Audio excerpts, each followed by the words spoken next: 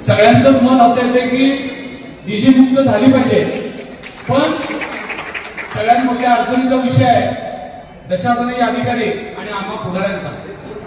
साहेबांना माहित आहे की तुम्हा सगळ्यांना कोणाचा डीजे बंद झाला पकडला, कोणीतरी आमच्याकडे येतंय, कोणी त्याच्या नगरसेवकाकडे जात आहे आणि आम्ही परत इथं येतो आणि इथं बोलतो आणि परत तुमच्याकडे येऊन सांगतो साहेब या मंडळावर यावेळेस माफी द्या, पुढच्या वेळेस हे करणार नाही. पण खऱ्या अर्थानं आज सर्व सोलापूरकरांच्या मनातला विषय बघितला तर डीजे बंद झाला पाहिजे ह्या मनाचा मी पण आहे. आता आमच्या बंधूंनी बोलताना सांगितलं की आम्हाला कर्कश आवाजातला डीजे, क्लीन आवाजातला. माझी कलेक्टर साहेबांना विनंती आहे, साहेब आपण ठरवलं तर एक बेस एक टॉपला सुद्धा परवानगी देऊ नका. एक बेस एक टॉप पण नको. ज्याला कुणाला लावायचं आहे, जर त्याचं पारंपरिक वाद्य असेल ते करणे असतील किंवा डीजे म्हणजे साऊंड लावला तर त्यांच्या समोर ते पारंपरिक वाद्य पाहिजे. ते वाद्याचा आवाज येण्याकरता जेवढा डीजे लावतो म्हणजे हे साऊंड लावता येईल तेवढा साऊंड लावा. अजून माझी विनंती आहे, डीजे नाही, काही टिपऱ्याची मंडळ आहे, काही डान्स बसवलेले मंडळ, हे त्यांचा प्रॉब्लेम वेगळा आहे. जी मंडळ मुली आणि मुलं एकत्रित येऊन डान्स करतात साहेब त्या मंडळांना परवानगी द्या, कारण ते प्रॅक्टिस करतात आणि ते आपला परफॉर्मन्स साजरा करतात. तर त्यांना कमी आवाजामध्ये पण त्यांच्यासमोर काय पाहिजे, त्यांचा सगळ्याचा मिळून सांगीतिक डान्स पाहिजे. असा धांगडधिंगावाला डान्स नाही तर मंडळाने केलेल्या जे लहान मुलं असतील, मुली असतील, त्यांचा जर काही म्हणजे डान्स बसवला असेल तर तो साजरा करण्याकरता त्यांना परवानगी दिली पाहिजे. कारण मुलं मुली त्यातनंच तयार होतात, त्या गोष्टी त्यांना दिल्या पाहिजे. प्रामुख्याने सर आमच्या अडचणी तुम्ही समजून घ्या. इथं असलेले सगळे राजकीय पुढारी आहेत, येणारे स्थानिक स्वराज्याचे इलेक्शन असेल, सगळ्यांना आम्हाला ह्या सगळ्या गोष्टींचा त्रास प्रचंड भेडसावतो. आम्ही कुणाला नाही म्हणू शकत नाही. डीजे लावायला लाख रुपये, 1.25 लाख, 1.5 2 लाख रुपये लागतात. 4-5 उमेदवार ठरलेले असते. आमच्याकडे ते 10,000 माझ्याकडनं, माझ्या विभागाकडनं 20,000, ह्याच्याकडनं 15,000, आमच्याच 5 लोकांकडनं घेतले. मत तर आपल्याला पडणार नाही, पण या सगळ्यांना पोचायचं काम करतो आपण. ही वस्तू किती आहे सगळ्यांना माहितच आहे. पोलिसांनी ठरवलं तर डीजे एका मिनिटात बंद होईल. तुम्ही सांगितलं का? मी ठरवलं तर डीजे आतच येणार नाही. इथं राहून हा महत्वाचा विषय. इथं कुणा कुणाकडे डीजे आहे त्यांना साहेब कायमस्वरूपी कुठे पाठवायची तयारी पण तुम्ही करू शकता.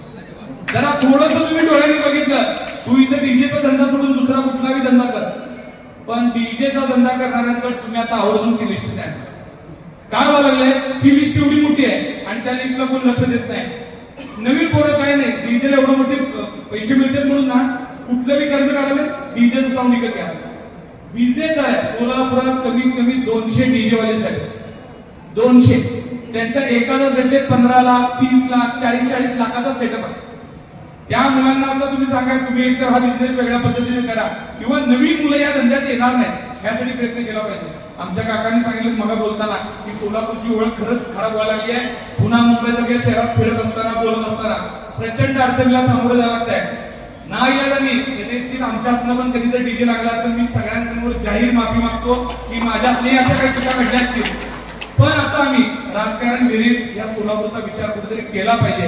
आणि काय अधिकाऱ्यांनी साहेब सोलापुरात काय चालू आहे, काय बंद आहे, ह्याच्यापेक्षा डीजे बंद झाला पाहिजे. ह्यासाठी एकतर तुम्ही ठामपणे घ्या, आम्ही तुमच्या सगळे आणि एक पुढाऱ्यांनी इथं असलेल्या सगळ्यांनी सांगा, आपण कुणाचाही डीजे सोडवायला कुठल्याही पोलीस स्टेशनला जायचं नाही आणि आपण सगळ्यांनी त्याच्यासाठी केलं पाहिजे.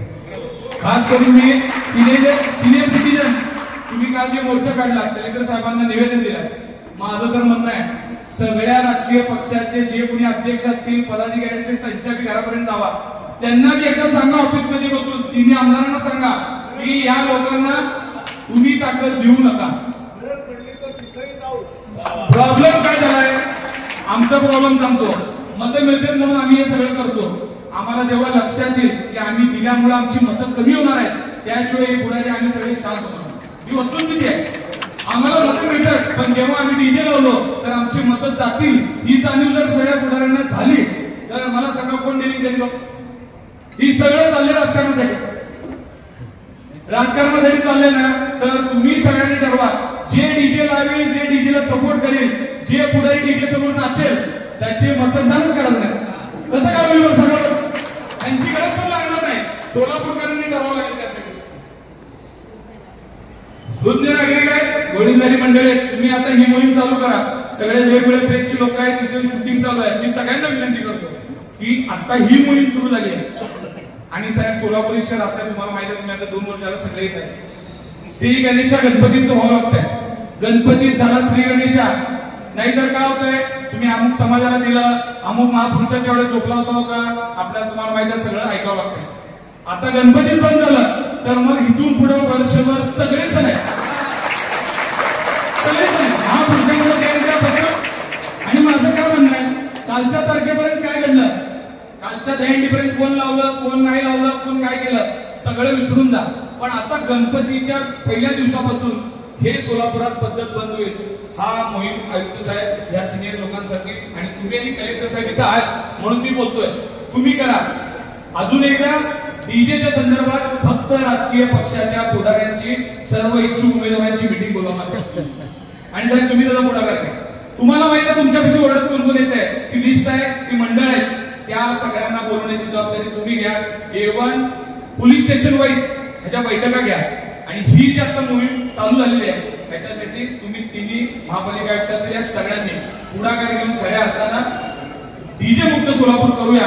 आणि पारंपरिक वाद्य बरोबर जी मंडळ करतील ना त्यांना मदत करण्याकरता काहीतरी एक चांगली योजना आणा. तुम्ही इतकं सगळं बंद करण्यासाठी केलंय, तुम्ही आता सांगितलं की आम्ही लेझिम वाटतो, आम्ही काही मंडळांना मदत करतो. तुम्ही पण ठरवा की जे पारंपरिक वाद्य करतील, जे ढोल लावतील, लेझिम लावतील, झांज लावतील, अशांना प्रोत्साहन देण्याकरता चांगला सन्मान मिळेल, त्यांना समाजात मान मिळेल, अशा पद्धतीचं वातावरण आपण जर करू शकलोच आहे तर नक्की डीजे बंद झाल्याशिवाय राहणार नाही. गणपतीमध्ये आपण श्री गणेशा करावा, कुणाच्याही भावना दुखवणे हा उद्देश नाही आहे, पण जे सगळ्यांच्या भावना आहेत ते सांगण्याचा प्रयत्न केला. थांबतो. जयंती आणि अजून एक कारंजे साहेबांना विनंती आहे, कारंजे साहेब जेवढे जेवढे रूट आहेत त्या सगळ्या रूटवर धोकादायक इमारतीचा मिरवणुकीच्या पिरियडमध्ये कुणी लोक ऐकत नाहीत, धोकादायक इमारतीवर चढतात आणि त्या धोकादायक इमारतीच्या खाली उभे राहतात.